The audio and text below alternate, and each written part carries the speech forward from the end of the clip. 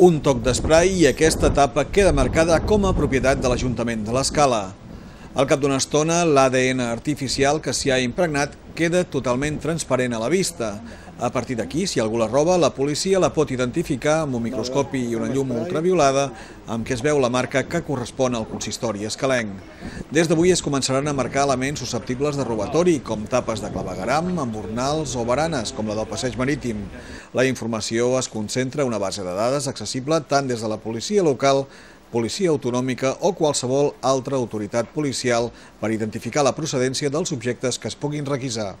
Se marcarà mobiliari urbà degut a que s'havia detectat que ens robaven tapes de clavegueres i embornals. Això farà que els lladres sabran que està marcat. Si ho van a vendre en les xatarreries, aquestes persones saben que si compren aquest material és material que si la policia hi va i intervé aquest material, sabran en el fitxer que tindrem, sabran que és material robat i això farà que mirin d'anar en poblacions que no tinguem aquest sistema.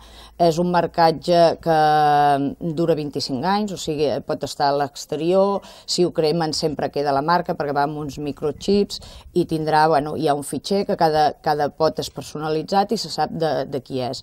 Aquest dijous al matí s'ha signat un conveni amb el grup Camós i Fills, distribuïdor exclusiu de Selecta DNA a tot l'Estat.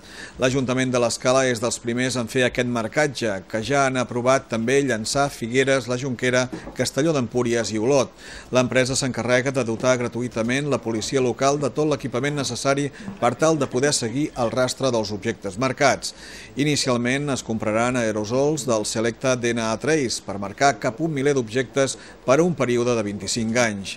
La dotació econòmica és d'uns 800 euros. Cada pot d'esprai costa uns 240 euros i es poden marcar prop de 300 objectes. La policia també podrà detectar els robatoris als domicilis particulars o comerços que optin per fer servir aquest sistema, on, per exemple, en una botiga els lladres quedin ruixats amb esprai detectable durant molts dies.